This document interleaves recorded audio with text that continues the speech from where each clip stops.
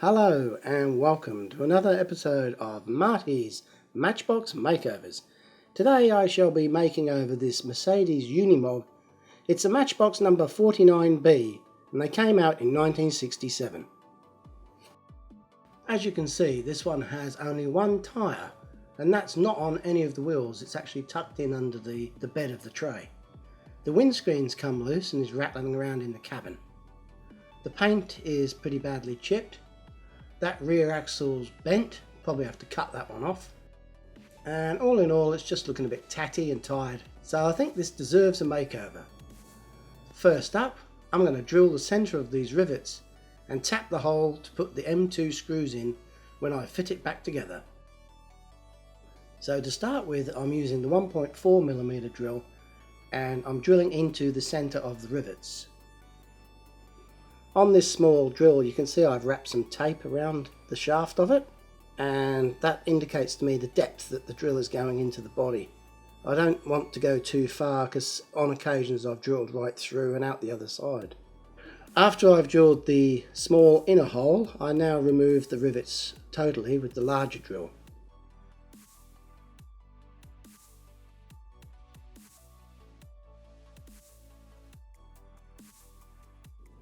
Now just lever the base off the body, maybe give it a bit of a wiggle sometimes, and use the aid of a small flat bladed screwdriver. And there it comes, came off cleanly. This is the tyre I was talking about, the only one on the model. It's the spare tyre and it's held in place by that collar. To my astonishment, the windscreen seems to have reattached itself to the roof of the cabin. Must have been all the vibration when I was doing the drilling.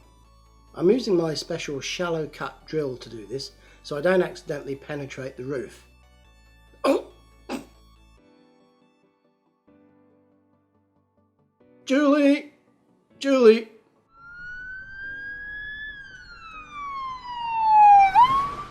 So I'm back in the hobby room after my wife told me to put a cork in it, and I'm going to cut the screw thread in those original holes using this tap that I've got in a hand chuck. I'm just putting a little bit of oil on the holes to assist with the cutting of the thread. The tap is quite easy to use, you just screw it into the hole and then back it out again. And voila, the screw thread has been cut. And that means that now I can put a screw in there when I put the model back together. The screws that I'm using are the M2 button-headed Allen screws. Here I am doing a test fit of the M2 screws that I'm going to use. I haven't quite gone deep enough on this one, so I repeat the process until it sits flush, like this one on the front. Perfect. I'm happy with that. So after I repeat the threading on the rear hole and go a little bit deeper, this is what that one looks like. Right, looking at this model I realise I've still got a lot to do. Here you can see this axle's bent.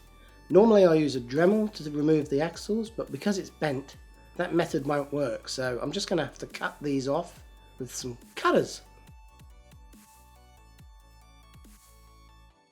They're very sturdy, these axles, and you have to use a lot of pressure to cut through it. Very strong steel, I think. Right, to match this colour I'm going to use X7 Tamiya paint. It's almost identical, and I'm going to show you now by putting a little bit of it on there and seeing how well it matches. I haven't got much left, so I'm going to have to nip down to the hobby shop before I commence this and buy another pot. After I went and bought a replacement pot of paint, I realised that what I actually needed was X7, which is the gloss variant of the XF7. Same shade of red, but glossy finish. To match this colour blue on the body, I used Vallejo paint, and this is number 70, and it's called Blue Green, and it's almost an exact match. This will be the first time that I've used Vallejo paints, and I'm hoping they work well with my spray gun. I put a drop of the colour onto the body, then I spread it around to thin it out a little bit with a cotton bud. And I think you'll agree, it blends in quite well with the original paint. Now that I know which paint I'm going to use to repaint this model, it's time to remove the old paint and prepare the model for repainting. The paint stripper I use is this gel type paint stripper, and after I've applied it to the model, I make sure I only hold the model using some forceps. I don't want to get any paint stripper on my fingers, so I spread the paint stripper around using an old brush and leave it for a couple of minutes until the paint begins to blister. When I think it's blistered enough, I then go on to the next stage, where I use some hot soapy water and a toothbrush to remove the paint.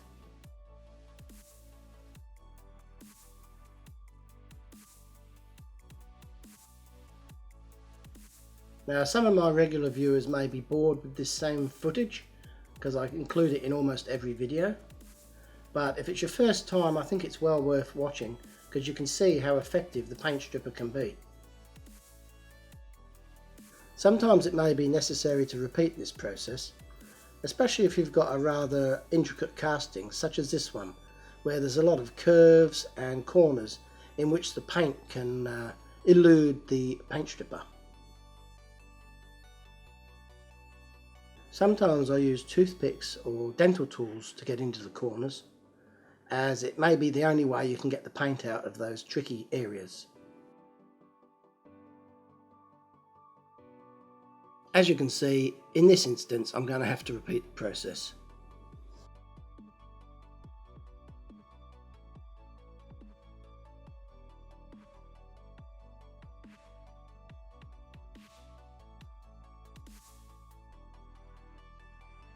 Here is what the model looks like after I've done the paint stripping twice and also used small tools to remove any tiny little bits of paint that were left behind.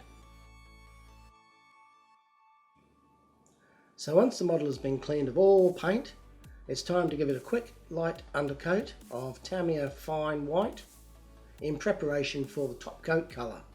In my other videos I noticed I've been struggling to get a decent shot of me applying the undercoat. It's always hidden by my hand or out of the centre of frame, so I decided to cut a hole in the roof of my spray booth. I don't know why I never thought of it before, and I shall include this shot in all of my forthcoming videos. So after the model's been undercoated with that fine primer, you can see all the detail on the casting quite clearly. Here you can see latches, bolts, hinges. There's a Mercedes badge on the front, and it even says Unimog on the bonnet in tiny little letters. I think that little circle on the bumper bar is a hole where maybe a hand starter would go. There's some details on this side. If anyone knows exactly what they are, please let me know in the comments, because I've got no idea. On the other side it looks like there's a petrol tank. During my close-up inspection I noticed that on the rear right hand mud flap there was an imperfection, a small dent in it. So after I sanded it, I could now see the full extent of the imperfection, and I decided that I'd have to fix it by filling it with some body filler. What I'm going to use is this Humbrol model filler. I've used it on many occasions and find it to be an excellent product. It dries really quickly and sands to a beautifully smooth finish. So here I'm applying it with a small craft knife, and I'm trying to smooth it out in preparation for sanding. So when it's set, I grab some emery paper and just quickly hand sand it until I'm satisfied with how it looks.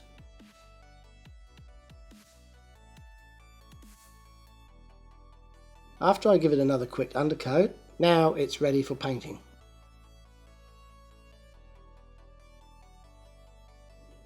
As I said earlier, this is the first time I'm going to be using this type of paint, so I am curious as to how good it's going to turn out.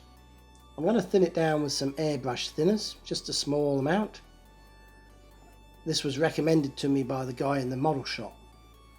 The paint does look quite thick when it comes out of the container, so it's probably some good advice there to try and thin it down a bit. I always use these shot glasses available from the local $2 shop. They come in invaluable for mixing paint.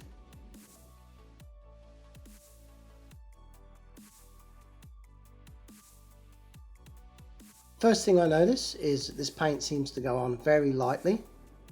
The Tamiya paint comes out a lot thicker. And it's not a bad thing because it preserves the detail on the model, as you can see. On this side you can still see all the paneling and the bolts and hinges on the doors. I think I might have found a new favourite paint. So after I've done the body blue, it's now time to do the base in red. Instantly I can see a big difference between the two types of paint. This Tamiya, I never noticed it before, but it does actually go on quite thick. This is however the base, so it's not that critical. Now to source some tyres. Having looked through my spare tyre box, I've found 4 that are quite suitable, but I couldn't find a 5th one for the spare wheel. The only one I could find was this one with a flat spot on it. It's a Corgi tyre, and it's actually off of a James Bond Aston Martin that somebody had sitting on their bedroom windowsill in the sun, and I think that's how come it's got a flat spot on it. But this will do perfect for the spare tyre, as the flat spot can remain hidden underneath the tray. Looking at this windscreen, I realised that it could do with a bit of TLC, so I decided to polish it with some metal polish to try and get some of these minor abrasions out. I use this auto sol as I found in past projects it works really well. Just apply it with a small cotton bud or Q-tip. So I just gently go backwards and forwards, applying light pressure, and continuously keep the cotton bud moving until you hear squeaking.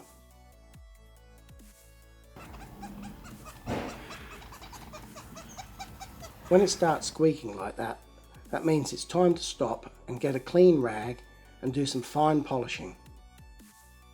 And what you're left with is a rather remarkably looking 50-year-old windscreen. Okay, that's come up quite good, but it can be better. Self-shining floor polish. And I'm going to be using these tweezers. Oh, hang on a sec. Somebody's been using my pink tweezers to pluck their eyebrows. I wish people would leave my stuff alone, I tell you what. Okay. Right, so what I do is I pick up the transparency and I totally immerse it in the floor polish, like that. And I shake off the excess, make sure there's no bubbles on it, and then put it on a piece of kitchen towel and cover it up with, in this case, a repurposed rice container to keep the dust off of it. Whilst the windscreen's drying, I've given these tyres a wash in a bath of hot soapy water. And I've noticed this one here is faulty. It's got a hole in it. It looks like some kid has pushed a hot pin in it at some stage, and it's gone through the front and out the back. So I'm going to have to chuck that one, and luckily I've managed to find another one. So dodged a bullet there. I'm going to put these on the axles, take them out to my shed, and then permanently fix them on the model. These are some second-hand axles that a subscriber sent me in a package, which I was very pleased with. So I'm using those for this model. On this Unimog model, there is a lump of metal protruding from the base that makes it difficult for me to grip the axle so I can use it in my drill press. I've put some paper tape on these pliers so that I don't damage the paint job on that lump of metal. So this is me, as always, using those modified nails to try and mushroom over the end of the axle. And I think I've managed to do it once again. So I've done the back one and now I'm doing the front one.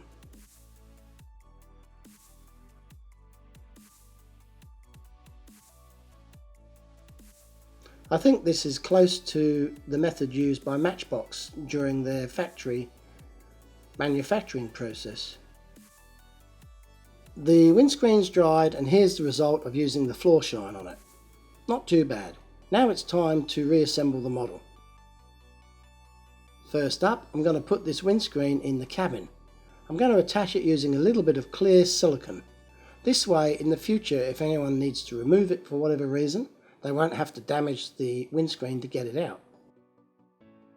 Just a tiny little blob on each side here. That's all it needs.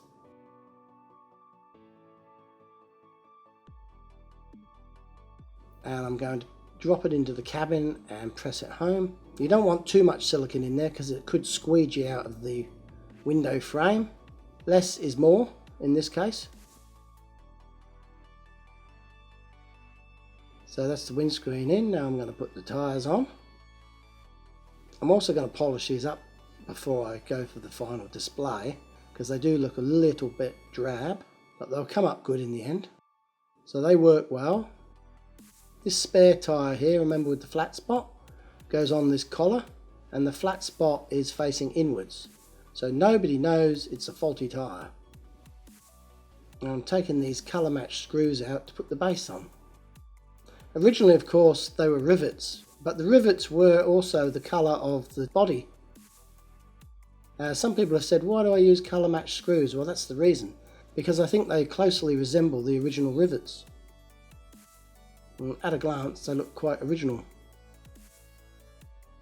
I struggled a little bit to get this base on. I ended up having to use a small rat tail file in the holes, just to make them slightly larger so I could get the base to fit. Not too sure what the problem was, but that fixed it.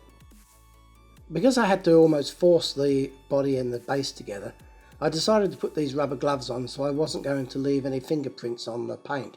Even though the paint's been drying for 3 days now, I didn't want to risk spoiling the model at this stage. Look at that, don't they look beautiful underneath?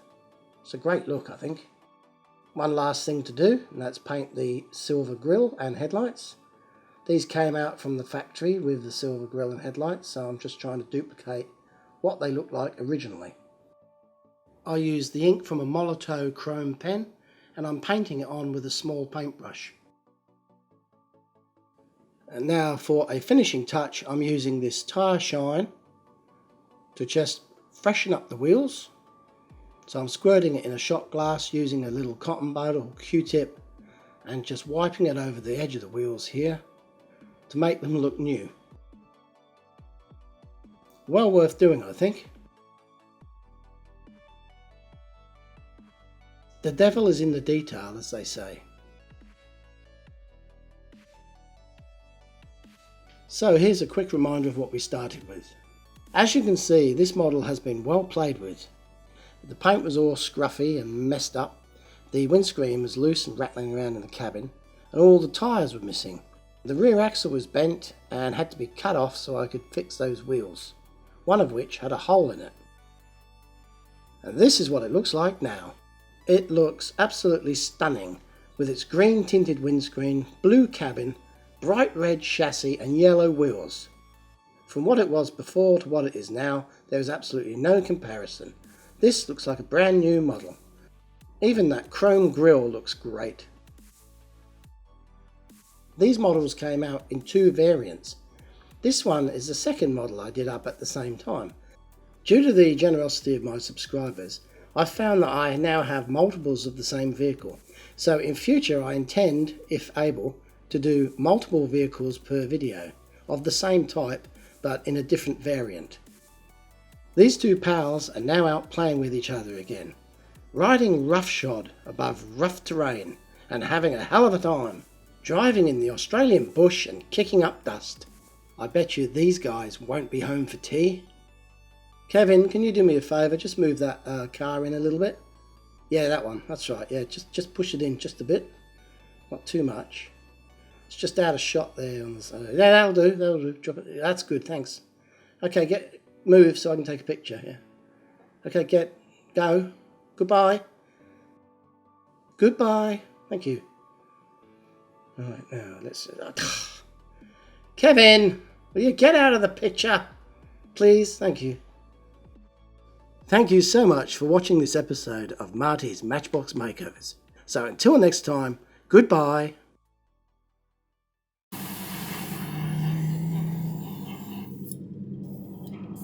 What the f*** is going on with this piece of Oh. Might help if I switch the compressor on. Can you hear the squeak? Probably not. Oh, for sake.